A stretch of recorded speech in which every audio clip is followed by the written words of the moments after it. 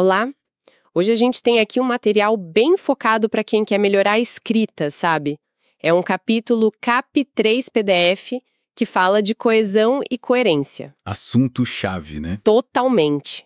A ideia é, destrinchar como organizar os parágrafos, as frases, para ter mais clareza, para a coisa fluir melhor, principalmente em texto técnico, acadêmico. Onde a precisão é fundamental. Exato.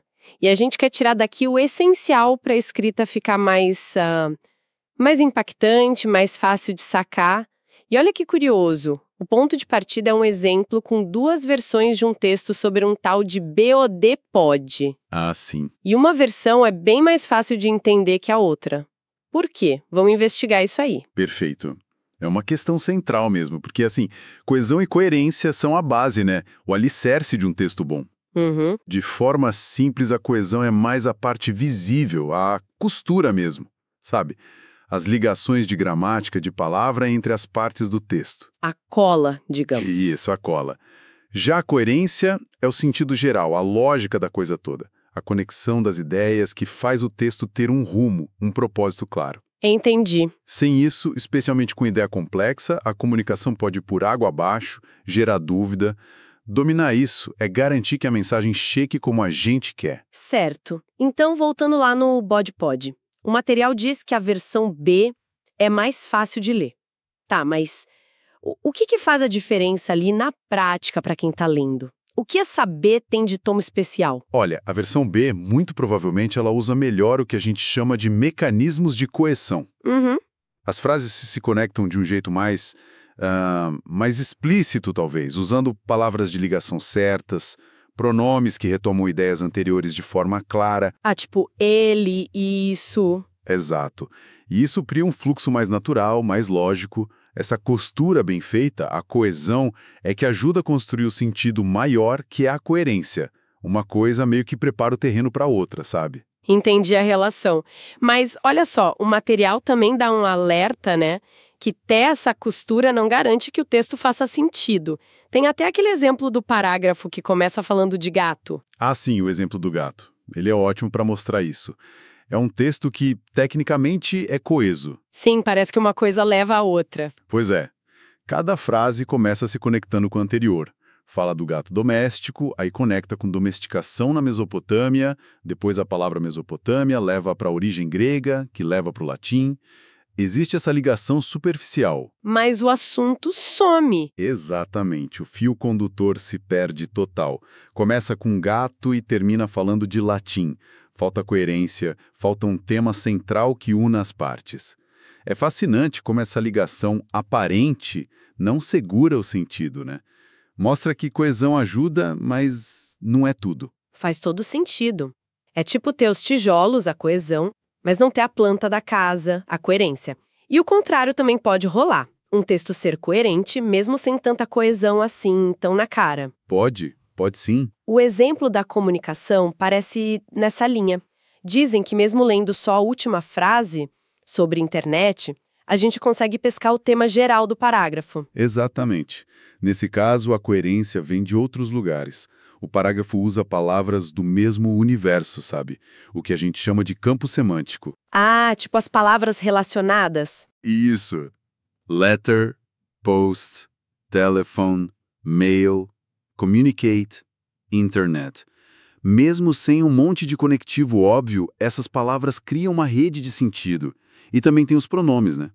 This, it, we e advérbios como also, but, today, que ajudam a ligar as ideias. Entendi. E isso mostra que o sentido geral, a coerência, pode ser pego mesmo que a coesão não use todas as ferramentas explícitas ali, em cada frase. O contexto e o vocabulário contam muito. Ok. Então, para a gente garantir que o nosso texto tenha tanto essa costura quanto o sentido de um jeito mais consciente, quais são as ferramentas que o material mais destaca? Como é que a gente usa isso na prática? Bom, o material foca em 3 mecanismos principais de coesão. Dá para pensar neles como um kit de ferramentas do escritor para conectar as ideias, né? Um kit. Boa. Quais são? Primeiro, palavras ou frases de sinalização, as Signpost Words, ou SWS. são as placas de trânsito do texto. Ah, tipo, portanto, no entanto. Exatamente. Portanto, no entanto, além disso, por exemplo, elas indicam a relação lógica, causa, contraste, adição, essas coisas. Beleza. A segunda. Segundo, recursos de ligação retroativa, os Linking Back Devices, LBDs. São ganchos que puxam algo que já foi dito. Ganchos, gostei disso. Como assim? Pronomes, né? Ele, ela, isso, aquilo, cujo. Advérbios de lugar, tipo aqui, lá, ou até repetir uma palavra-chave, ou usar um sinônimo dela. A função é retomar, manter a referência clara para o leitor não se perder. Tá. Placas e ganchos. E a terceira? Terceiro, a repetição, que o material chama de R. Manter o foco no tema repetindo palavra-chave ou usando paráfrases, que é dizer a mesma coisa com outras palavras. É como se fosse uma âncora que mantém o texto ali, centrado no assunto principal. Placas, ganchos e âncoras. Legal. Os exemplos lá sobre energia nuclear e flúor na água mostram bem isso funcionando junto, né? Sim, eles marcam direitinho. O texto marca onde entram as placas, em comparação com, os ganchos, ele para falar da energia nuclear, a âncora repetindo nuclear. Fica bem mais fácil seguir o raciocínio assim. Com certeza. Ah, e tem uma dica rápida que o material solta sobre ferramentas tipo Grammarly. Diz que ajuda não só com erro, mas com concisão. Tipo, trocar existem algumas pessoas por algumas pessoas se opõem. Fica mais direto, né? Sim, essas ferramentas podem dar uma lapidada, ajudar a enxugar. Mas o mais importante é sacar o porquê disso, né? A necessidade de conectar as ideias de forma clara para o leitor. Falando nas palavras de sinalização, as placas. Elas parecem muito importantes para não deixar o leitor boiando, né? O material dá um destaque para elas. Sem dúvida. Elas articulam as relações entre as ideias. Não é só jogar as frases lá. Tem que mostrar como elas se conectam. Aquele exemplo, many of us foolishly object, usa várias, cada uma com uma função. Indeed, para dar ênfase, similarly, para comparar, however, para contrastar, for example, para ilustrar, therefore, para concluir. Usar a palavra certa para a função certa é vital. Imagina trocar um however por um therefore. Exato. Confunde tudo. Você sinaliza uma coisa e entrega outra. E a tabela 3.1 que eles mencionam parece um bom guia para isso, né? Ótimo recurso. Ela organiza as palavras por função. Sequência, primeiramente, em seguida. Resultado, como resultado, assim. Ênfase, sem dúvida, de fato. Adição, além disso, também. Causa, exemplo, contraste. Isso. Causa, motivo, já que, devido. Exemplo, por exemplo, isto é, contraste, apesar disso, enquanto, comparação, da mesma forma, similarmente. Ter um bom leque dessas palavras e saber escolher a mais precisa para cada conexão lógica deixa o texto muito mais rico e evita ficar repetindo sempre o mesmo e mais então. Certo, beleza. Entendemos como conectar as frases com essas ferramentas. Mas e a organização maior? O parágrafo. Qual a grande dica para construir um parágrafo bom?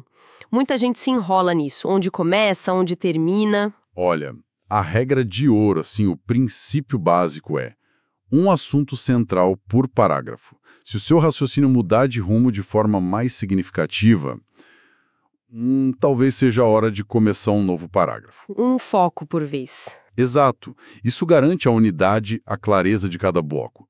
Pensa no parágrafo como um mini-texto, com começo, meio e fim. E como seria essa estrutura? Começo, meio e fim do parágrafo. Geralmente um parágrafo bem montado, principalmente em texto mais formal, acadêmico, começa com uma frase tópico. Essa frase é a promessa para o leitor, sabe? Ela diz, olha, neste parágrafo o assunto principal vai ser este aqui. Ah, tipo, ela já adianta o tema? Isso. O material dá exemplos. As pessoas podem evitar o plágio tomando certas precauções. Pronto, você já sabe que o parágrafo vai detalhar essas precauções. Ou, a liderança eficaz exige qualidades específicas. Já se espera a lista ou discussão dessas qualidades. E nos exemplos técnicos do Dornelles? Mesma coisa. A frase tópico do primeiro parágrafo avisa que vai explicar a estrutura da análise. A do segundo, que o foco é a competitividade de um tipo de açúcar lá. É um contrato claro com quem lê. Entendi. E depois dessa promessa? Aí vem o desenvolvimento, que é o recheio do parágrafo. É onde você cumpre a promessa, expande a ideia da frase tópico com mais explicação, exemplo, dado, comparação, argumento, causa e efeito, o que for preciso para sustentar aquele ponto. O corpo do parágrafo. Isso. E muitas vezes o parágrafo fecha com uma frase conclusiva. Ela meio que amarra as pontas, resume o ponto principal, talvez repete a ideia inicial com outras palavras, e às vezes até faz uma pontezinha para o parágrafo seguinte, como naquele exemplo do Dornelles que resume a importância dos fatores que ele discutiu. Legal. E para desenvolver esse recheio, tem algum padrão? Alguma forma mais comum ou eficaz de organizar as frases ali dentro? Tem padrões sim. O material descreve alguns, mas um que ele destaca como muito comum, especialmente em textos técnicos, é o padrão progressivo, ou zigue-zague. Zigue-zague. Como assim? A ideia é que a informação nova, que geralmente aparece no final de uma frase, vira o ponto de partida, a informação já conhecida, velha, da frase seguinte. Ah, uma coisa puxa a outra diretamente. Exatamente. Cria um fluxo muito lógico, muito encadeado. É como se cada frase pegasse o bastão do anterior e avançasse um pouquinho. O exemplo do Dornelles, que o material analisa, usa esse padrão. Faz sentido, parece que deixa a leitura mais suave. Deixa assim. Existem outros padrões, claro. Manter o mesmo tópico por várias frases, ou dividir um tópico geral em subpartes. E variar os padrões pode até deixar o texto menos repetitivo, menos monótono. Mas esse zigue-zague é bem frequente e eficaz. Entendi. Então esse padrão zigue-zague é tipo uma corrente mesmo, cada elo se conecta no anterior e puxa o próximo. Isso, ótima imagem. Cria uma cadeia de raciocínio muito clara e fácil de seguir, porque cada informação nova se apoia no que acabou de ser lido. Falando em parágrafo, outra dúvida clássica: tamanho. Existe tamanho ideal? A gente vê parágrafo de uma linha só ou aqueles blocões que ocupam a página inteira? O material dá umas diretrizes, mas não são regras de ferro, né? A sugestão é evitar parágrafos muito curtinhos, tipo menos de umas 70 palavras ou 2 a 4 frases. Eles podem parecer meio superficiais, que a ideia não foi bem desenvolvida. Uhum. Por outro lado, parágrafo longo demais, sei lá, mais de 200 palavras, corre o risco de misturar assunto, perder o foco e cansar quem está lendo. O ideal seria o quê, então? O ideal é que cada parágrafo consiga desenvolver bem uma ideia principal. Mas o mais importante é o fluxo, a clareza, não ficar contando palavra. É mais uma questão de bom senso e de sentir se a ideia foi bem explicada naquele bloco. E tem aquela dica prática que eu achei ótima. Se precisar parar de escrever no meio do parágrafo, anota rapidinho as ideias que faltam para terminar ou o que você ia colocar no próximo. Essa é excelente. Quem nunca voltou pro texto e ficou, gente, onde é que eu tava mesmo? Exato. Ajuda demais a não perder o fio da meada, a manter a coerência do raciocínio, mesmo parando e voltando depois. Agora, descendo mais um degrau. A frase. O material usa uma analogia que eu achei perfeita. Corrida de revezamento. Cada frase tem que passar o bastão da informação para a próxima de um jeito eficiente. E isso tem a ver com a ordem das coisas dentro da frase, né? Precisamente. O princípio-chave aqui, e que se conecta muito com aquele padrão zigue-zague dos parágrafos, é organizar a informação na frase seguindo um fluxo. Informação conhecida, velha primeiro, informação nova depois. Velha primeiro, nova depois. Como assim, velha? Informação velha é aquilo que já foi mencionado antes, que está no contexto, ou o que o leitor já espera ou conhece. A informação nova é o que você quer acrescentar de fato naquela frase. E por que essa ordem? Porque colocar a novidade logo de cara quebra a expectativa. Soa meio desconectado, sabe? É como se a gente começasse do zero a cada frase. O leitor precisa primeiro se conectar com algo familiar para depois processar o que é novo. Faz sentido. O exercício 3.5, lá de engenharia mecânica, com as versões A e B, mostra bem isso, né? A versão B flui muito melhor. Sim, e o motivo é exatamente esse. A versão B segue esse padrão velho-novo de forma consistente. Cada frase começa retomando um elemento da anterior, Pode ser o sujeito, um conceito, e aí introduz a informação nova mais para o final. Ah, criando aquela passagem de bastão suave. Isso. O material até usa cores para mostrar visualmente. O que era novo, azul, no fim de uma frase, vira o conhecido amarelo no começo da seguinte. É o padrão zigue-zague acontecendo no nível micro, entre as frases. Nossa, muito interessante. Então, mesmo com a gramática certinha, essa ordem velho-novo afeta direto a clareza e a fluidez. Mas além dessa questão da ordem, onde mais a gente costuma tropeçar na hora de montar as frases? O material lista uns problemas bem comuns. Ah, sim, tem várias cascas de banana aí. Vamos grupar algumas para ficar mais fácil. Boa. Onde do verbo. Sabe aquelas frases enormes com um monte de explicação no meio, entre quem faz a ação e a ação em si? Tipo, o trocador de calor, que é um equipamento fundamental em processos industriais para transferir energia térmica entre fluidos, é essencial. Nossa, até chegar no essencial, a gente já esqueceu do trocador de calor. Pois é. Dificulta acompanhar quem faz o quê. O ideal é manter sujeito e verbo mais próximos. Frases longas demais. O material até brinca com isso, né? Frases curtas são boas. Frases que se estendem por linhas e linhas com várias conjunções e orações subordinadas que se aninham umas nas outras podem se tornar difíceis de ler e compreender rapidamente. Haha, metalinguístico. Exato. Mesmo corretas, essas frases gigantes cansam e aumentam a chance do leitor se perder. Aquele exemplo da frase de 60 palavras da pós-graduanda, que virou 4 frases curtinhas e muito mais claras, é um ótimo exemplo. A dica é quebrar ideias complexas. Mas também não pode ser só frase curta, né? Fica picotado. Não, claro. O extremo oposto também é ruim. O ideal é variar o ritmo. Ambiguidade.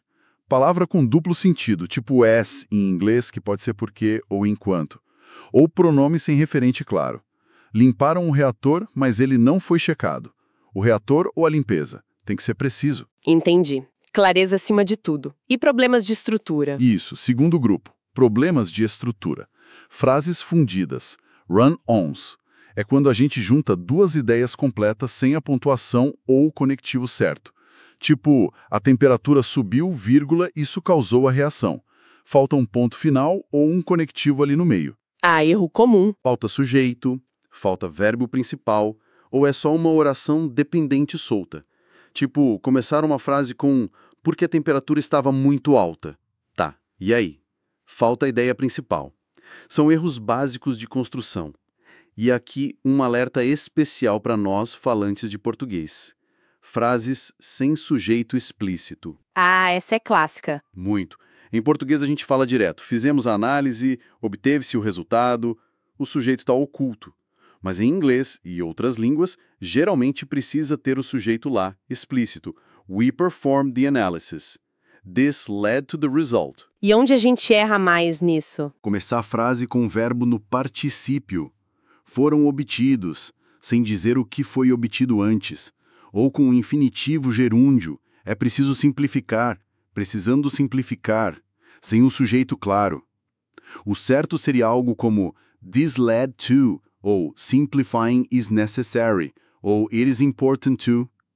É um vício da nossa língua que a gente leva para outra. Muita atenção nisso, então. Muita. E ainda tem outros pontos, como o uso excessivo da voz passiva. Não é erro gramatical, mas pode deixar o texto meio pesado, menos direto se usar demais. É bom alternar com a voz ativa. E claro, erros mais pontuais de gramática, tipo confundir what which, o que significa versus o qual significa, ou errar concordância com neither nor. Nossa, quanta coisa para prestar atenção. Mas essa do sujeito oculto realmente pega, né? Parece que muitos desses erros, no fundo, atrapalham o leitor, porque não seguem aquela lógica do velho novo, ou simplesmente dificultam saber quem faz o quê e qual a relação entre as ideias. Exatamente. Quase todos esses problemas acabam afetando a coesão, as ligações claras, ou a coerência, o fluxo lógico. E aí a tarefa de quem lê fica bem mais difícil. Ok. Então, voltando lá para o nosso ponto de partida, o tal do BODPOD. Depois dessa exploração toda, a gente consegue diagnosticar melhor por que a versão B era boa? Com certeza. Agora fica mais claro. A versão B, provavelmente, faz um uso bem mais eficaz dessas ferramentas que a gente discutiu. Deve usar melhor os ganchos, LBDs, para retomar ideias, e as placas, SWs, para sinalizar as conexões entre as frases. Provavelmente segue um padrão de desenvolvimento de parágrafo mais claro, quem sabe o zigue-zague que dá aquele fluxo progressivo. E dentro da frase. E, crucialmente, deve organizar a informação dentro de cada frase seguindo a lógica informação velha e informação nova. O resultado de tudo isso junto é o quê? Maior coesão e, por tabela, maior coerência. O texto fica mais fácil de processar, mais intuitivo, mais claro. Simples assim. Excelente. Então, se a gente fosse fazer um resumão dos grandes aprendizados aqui desse cap3.pdf, a clareza na escrita depende muito da coesão, as costuras, as ligações, e da coerência, o sentido lógico, o fio da meada. Isso. Temos ferramentas práticas para isso. As palavras de sinalização, as placas, as ligações retroativas, os ganchos, e a repetição focada, a âncora. O kit de ferramentas. Ok. No nível do parágrafo, a chave é ter uma ideia central clara, a tal da frase tópico, desenvolver essa ideia sem sair do assunto e fechar bem. Vimos que o padrão zigue-zague ajuda muito no fluxo. E na frase, a organização informação velha e informação nova faz toda a diferença para a fluidez. E, claro, ficar atenta aos erros comuns que quebram essa lógica toda. Frase longa demais, ambiguidade e, especialmente para a gente que fala português, o cuidado com o sujeito explícito. Exato. No fim das contas, o que isso mostra? Que escrever bem não é só ter vocabulário ou saber regra de gramática, né? É ser meio que um arquiteto de ideias, construir um caminho claro e lógico para o leitor seguir. Perfeito. E essa imagem da arquitetura me puxa para um pensamento final, sabe? Provocado por todo esse foco do material em como escrever com clareza. Fica uma pergunta no ar. Será que esse esforço consciente para organizar a escrita, para buscar coesão, coerência, para seguir esses padrões lógicos, para aplicar o velho novo, será que esse processo todo não acaba também forçando a gente a organizar e a clarificar o nosso próprio pensamento sobre o assunto? Interessante. Talvez a escrita clara não seja só um reflexo do pensamento claro, mas também uma ferramenta poderosa para a gente chegar lá. A necessidade de estruturar a informação para o outro pode ser o melhor jeito da gente mesmo entender o que realmente quer dizer. Que tal? Nossa, que reflexão bacana. A escrita como ferramenta para pensar melhor. Isso dá muito pano para manga, hein? Essa nossa exploração do material foi demais. Muito útil mesmo. Obrigada pela análise tão profunda e tão prática de como a gente pode, de fato, deixar a nossa escrita mais eficaz.